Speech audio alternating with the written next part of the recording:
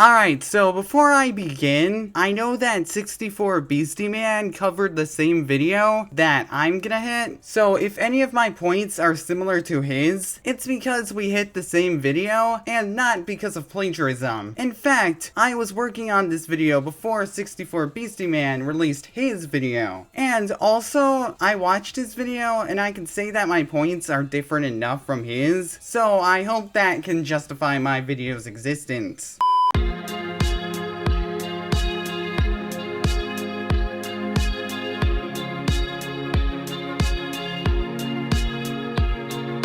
Alright, so Dobbs is a Pokemon content creator who made a list about what he considers to be the most overpowered starter Pokemon. A commentary group called Fox did a commentary on that, consisting of Boonslayer as Blaziken, SkiHound as Sylveon, and Bubbling Brook as Miss Magius. Blaze the Movie Fan, using his camera as always, covered that video, and needless to say, I got problems with it. You know, commentaries. That sounds dumb. We need something better. We need to be ambitious. Make something that will appeal to people, to everyone. It will reach every peak and valley and compel all nations to come together and push for a brighter future. Who's with me? I'm tired. That sounds like work.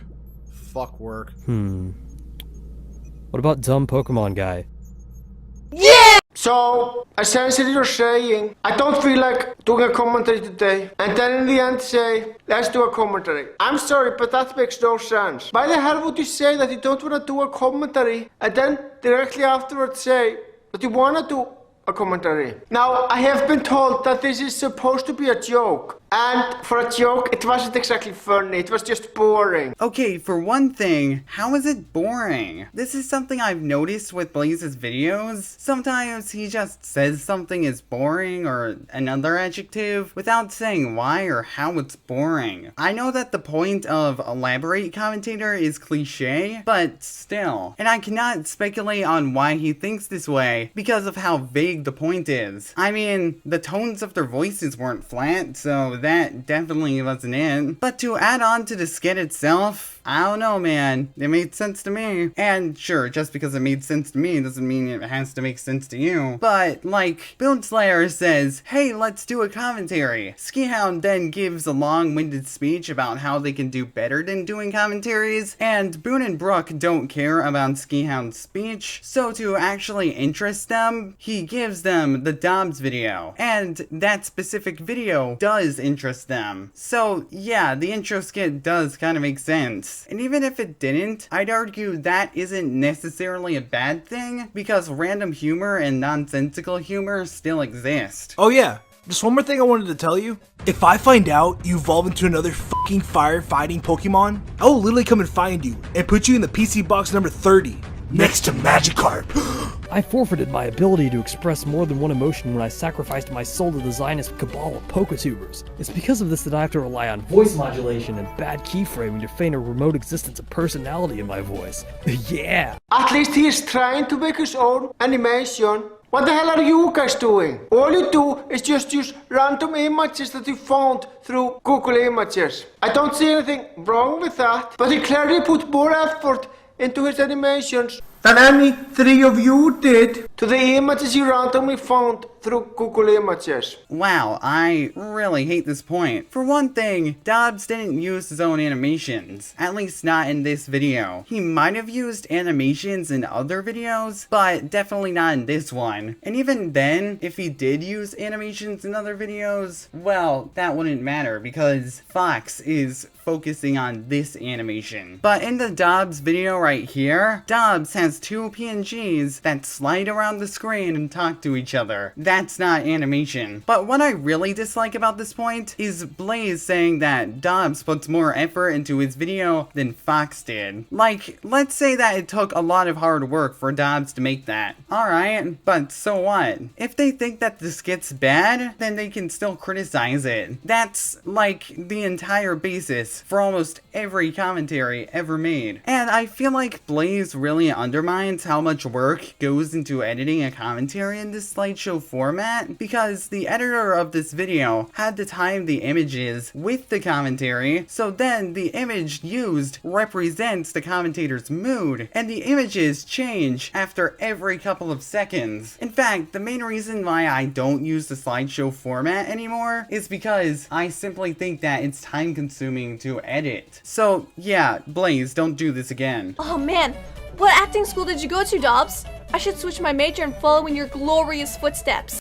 You're not the one to talk. At least he is trying to act. I don't see any effort on your end, thus making you a hypocrite. All three of you. Oh yeah, no, there was no attempt at acting in the video, hence why I can hear Boone acting aggravated in the intro skit. That sounds like work. And why I can hear Brooke acting eager to cover the video. Yeah! Like, you can argue that it's bad acting all you want, but it's still acting. And even if they didn't do any acting, well, that doesn't matter, because they could still point out bad acting. Like, nobody is saying that Blaze shouldn't talk about movies just because he made Mario pissing, which isn't very high quality. Time to take a piss. So yeah, I kinda hate this point as well. So yeah, I'll see you later, man. And don't forget, you won't forget.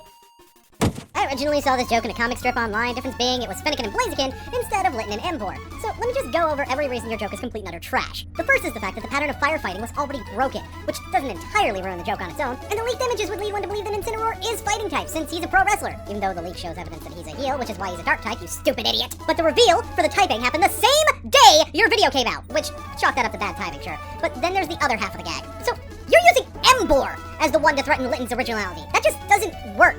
Embor's the reason the joke exists at all. Second, Blaziken did it originally because Blaziken is the one with a reason to be angry about it. And third, and this is the biggest problem, Embor sucks! So, the biggest problem is a subjective one. I mean, don't get me wrong. I'd be a hypocrite if I said that I have an issue with subjective problems, since I point many of them out myself. But it's just weird to me that the biggest problem here is a subjective one. Blaze, it's a joke. You can tell because Boone is yelling, which is something that he didn't do for the start of the interjection, which created a dramatic tonal shift. And also, you cannot his point. And third, and this is the biggest problem, Embor sucks! The only way this joke even comes close to working is by playing off the fact that both Embor and Incineroar are wrestlers. And even that's a stretch since Embor is specifically a sumo wrestler.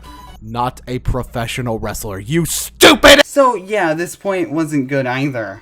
And just a disclaimer, this is completely my opinion. My opinion blocks me from all criticism. Hold on, Brooke. In your commentary on Master TP10, which was made the same year as this video, by the way, didn't you call Master TP10 and his co-partners out on blatant assumptions based on nothing? Well, I actually don't know if Brooke did do this because you never show me any context of Brooke doing that. My god, are you a hypocrite here? It's more of a double standard than anything else, for she uses the point in one video and she rejects it in another. But more importantly, well, no, I don't think this is hypocrisy, since the TP video that Blaze references came out several months after Fox commentary, and that's ignoring how making a commentary can take several months. So Brooke probably just decided that her point about opinions and criticism was bad, therefore not making it hypocrisy.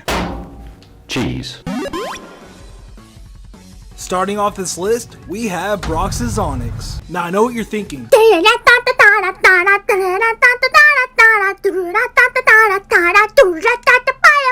Brox's Onyx was defeated by Ash's Pikachu in the anime and was a low level in the Pokemon games. That wasn't even close to what I was thinking about. Cheese. At least you made the point that Brock's Onyx, not Brox's Onyx, you illiterate chuckle. Why the hell did you wait until now to correct him that it's Brock's Onyx and not Brox's Onyx? I mean, I agree with you that pronunciation is dumb, but you should have pointed it out when you were covering his entry of Brock's Onyx. Pointing that out in the next entry seems so out of place. Well, first of all, Boone actually did point out the pronunciation earlier in the Fox commentary, but that clip wasn't in Blaze's video for some reason. Most likely because he skipped it, but either way, that's still taking context out.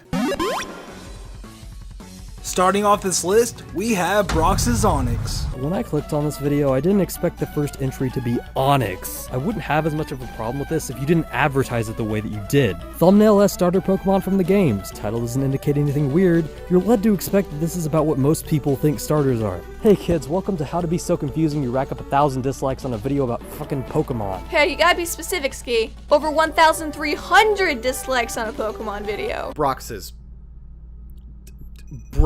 So yeah, someone wasn't paying attention. But second of all, Blaze also didn't give context for why Boone was correcting the pronunciation in the Skitty entry. Now, if you ever watched a speedrun of this game, you would quickly notice that the speedrunner usually uses Skitty and Squirtle, and there's a good reason for that.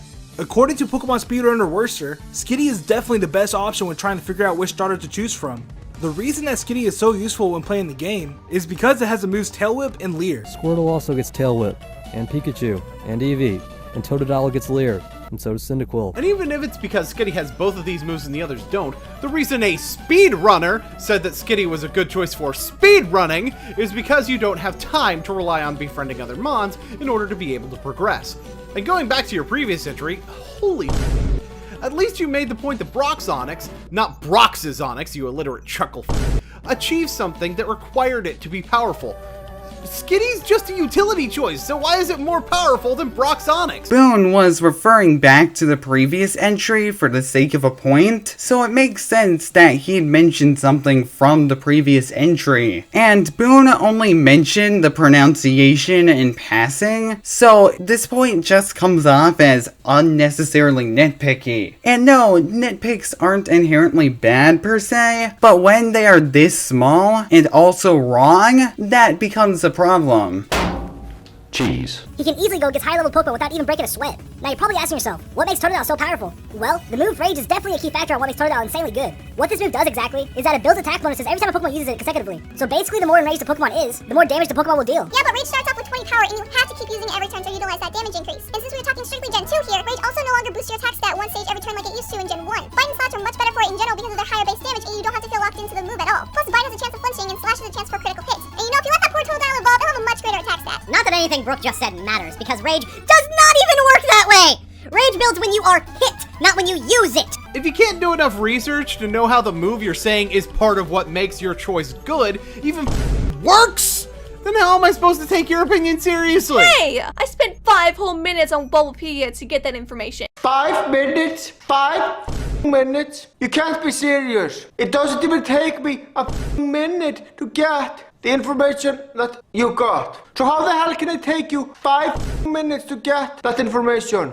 Are you really that slow? Again, I think this is a joke because of the shift in Brooke's tone. But even if it's not a joke, I gotta ask, genuinely, who cares? I mean, obviously Blaze does, but it's such a small aspect of the video. Whether Brooke spent 1 minute or 5 minutes on Bulbapedia, the Pokemon encyclopedia, has no effect on her actual point. So again, this just feels like nitpicking without much of a point behind it. Oh, and you might want to keep Blaze nitpicking in mind because that will be important later. Cheese. Coming at number 6, we have Mudkip for Pokemon Ruby and Sapphire. So, I guess the real reason you don't put Blaziken on your list, even though the Oris version meets your criteria, is because you've got a giant water erection then. Good to know. Well, you have an erection for Blaziken and Greninja. What's your point? I don't remember Boone bringing up Greninja in the video, but okay. Mudkip and later to be Swampert is a very handy Pokemon to have. Only being weak to grass-type moves, Swampert's high attack and move pool makes him a very powerful Pokemon. No gym leader from the Hoenn region will have the type advantage when going against Swampert. What about moves? Swampert doesn't exactly have the deepest level-up move pool, which is pretty important when you don't have all the TMs, or like was the case with the original Ruby and Sapphire, since that's the only one that counts apparently, don't get to use them an unlimited number of times. So you've really only got normal, ground, and water, and the water moves use special, not physical. Well, the Swampert's special stat is respectable, it's not exactly optimal. In addition, there's different forms of type advantage that you're in no way calculating. First of all, there's Winona. Even if you've got Earthquake on your Swampert by the time you face her, it's gonna be completely pointless. Are you sure pointless is the right word? Because pointless implies that you can't do something, but it serves no purpose. But Earthquake is literally ineffective towards flying type Pokemon. So the word useless would be the more correct word here, since the move is literally useless against her team. Now some of you might think that this is a nitpick, but it's really not. You see, the correct word actually does bear.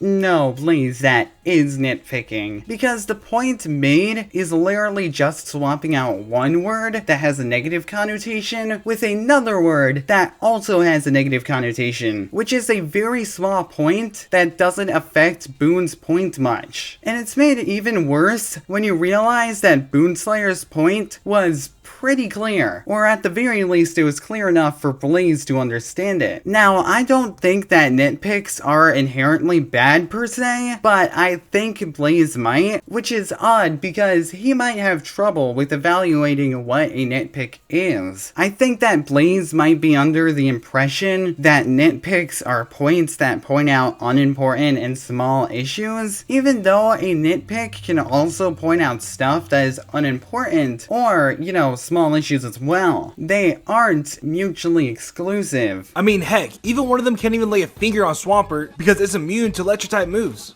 On top of that, Swampert's stab Earthquake is a force not to be reckoned with. Even though Swampert has kind of a low speed stat. Kind of a low speed stat? Emboar is faster than it! Punch! Snorlax's Scrub Lord! Anyone else think that Blaze leaving in this context is unnecessary? Or is that just me? Cause if Blaze won't cover this point, then why leave it in? You know what I would have loved? If you guys praised Dobbs for doing something right. Now I know that I have had many controversial thoughts on commentaries over the years, and some of these I don't stand behind. But there is one controversial opinion on commentaries which I still stand by 100%. Pointing out positive aspects is as important as pointing out negative aspects in a video. Because the maker of the original video deserves to know what they did right. The fact that most commentaries from the Sledgehammer commentary community lack that is still a massive problem that I have with most of them. Also, I'm surprised that you didn't do it here. As you have proven on many of your videos on your main channel, you're actually very good at that, Boonslayer.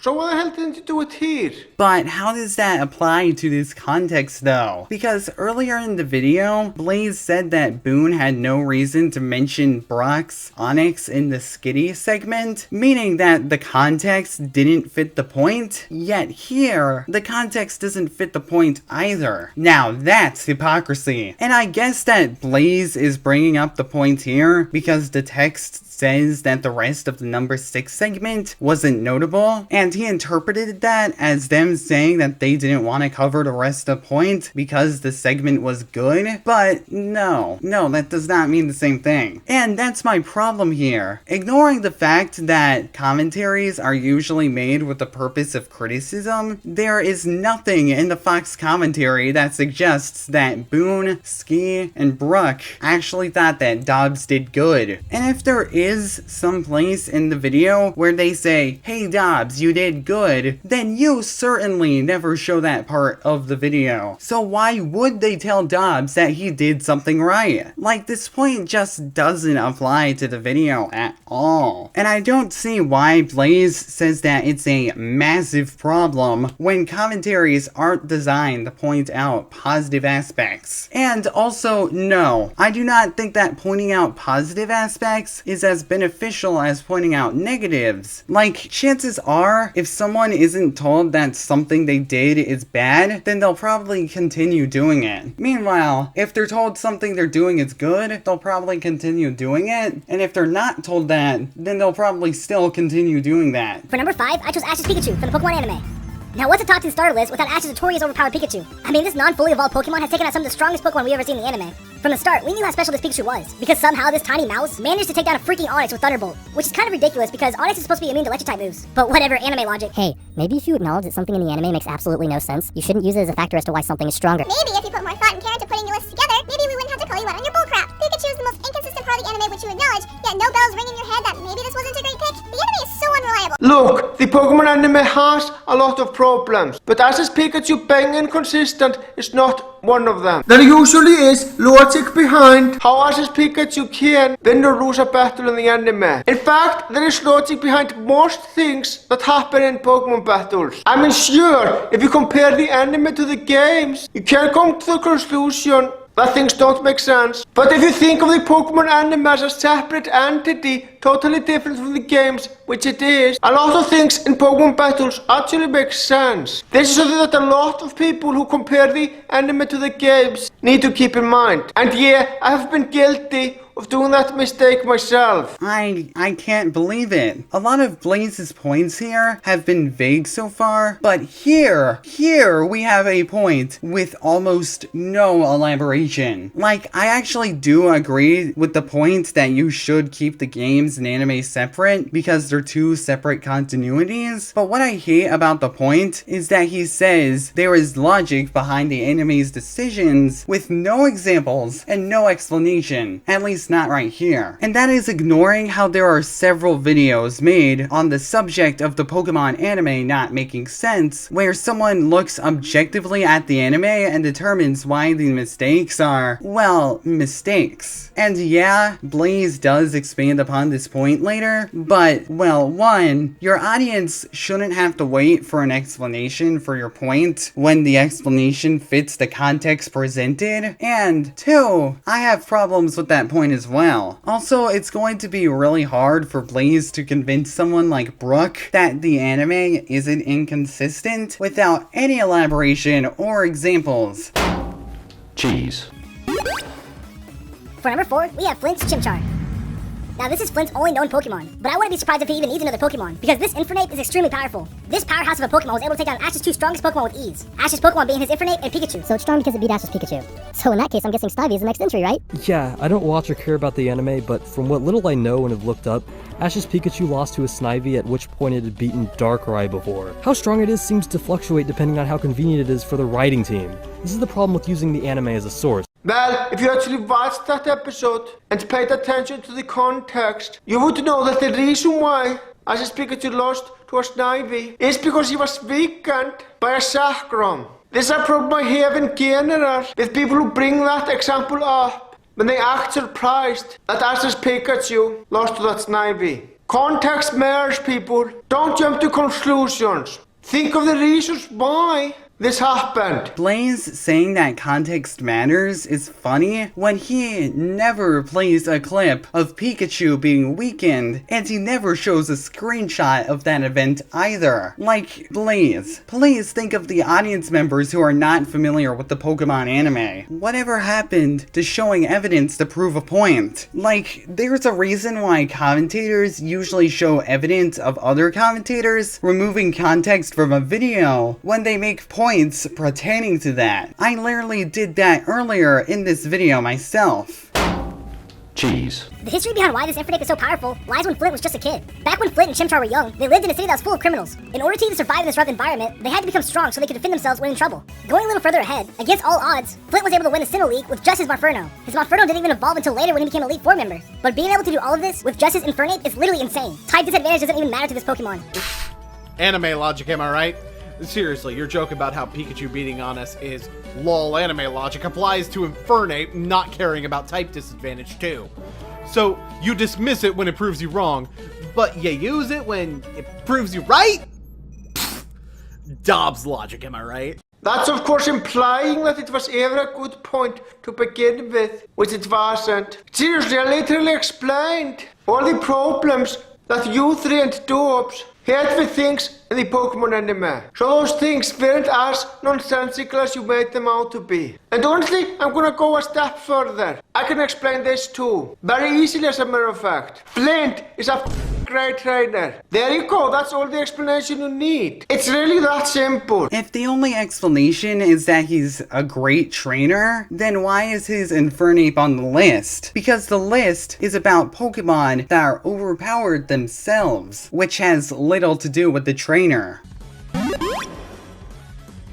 Coming at number 3, we have Alan's Charmander. Let's just ignore that you claim to have scientifically proven that Squirtle is better. Charmander is above it twice because anime. Oh yeah, Charmander is on this list twice. Another writing tip, being redundant is generally a bad idea. Actually, having 2 Charmanders on the list is not redundant at all, because those are 2 totally separate Charmanders. So, did anyone else see Blaze cut off SkiHound's point before SkiHound was able to finish saying his word? Or was that just me? Throughout the years, this Charizard has fought against some of the strongest Pokemon, ranging from champions to legendary Pokemon. Couldn't you say that about any of the starters from the games though? In any of the games, you pick your starter and much later in the game, you fight champions and legendaries, presumably with said starter. So why is this instance special exactly? Here's a question. Why the hell does this matter? I mean seriously, just because a point applies to many things doesn't mean that it's not a valid point. For example, the description that a horror movie is incredibly cliché, has dull characters and isn't interesting at all is something that applies to a lot of horror movies out there. But does that make the point any less valid? No, it doesn't. It's still a valid point when describing those horror movies. And the same logic applies here.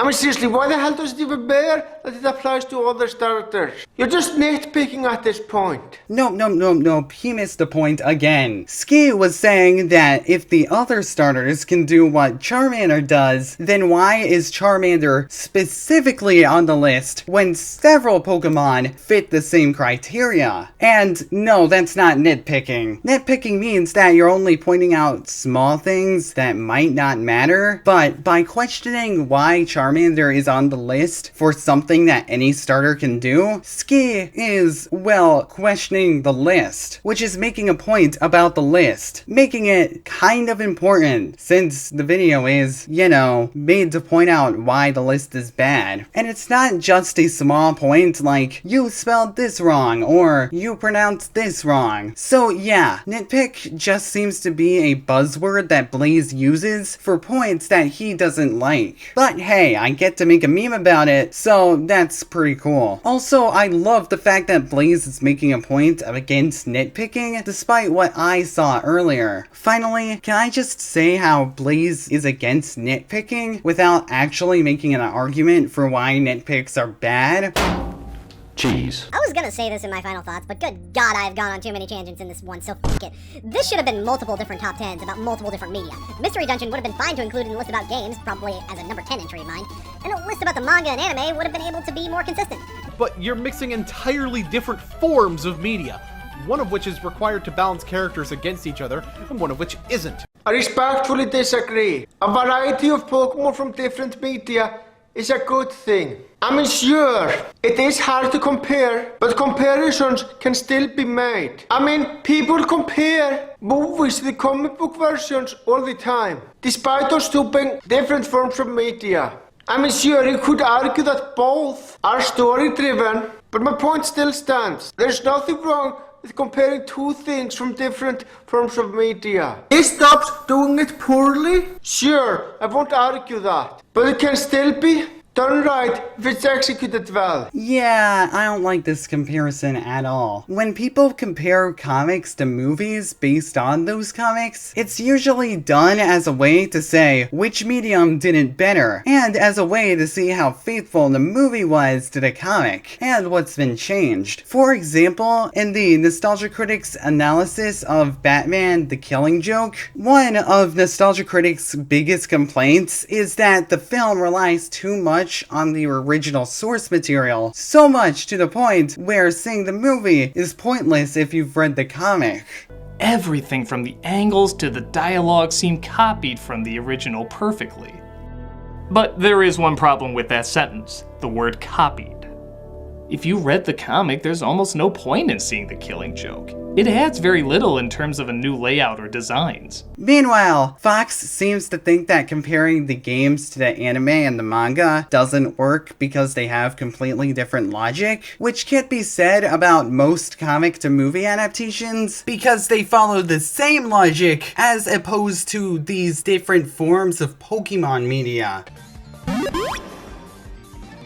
And for the strongest starter Pokemon, in my opinion, is Res Charmander for Pokemon Origins. God, is this guy a Gen 1er or something? No, he's obviously not, since there are many entries of Pokemon not from the first generation. Ski was just using the term Gen 1er as a way to show how fed up he and his partners are with seeing Charmander on the list. Also, if you use the term Gen 1er, you are begging not to be taken seriously.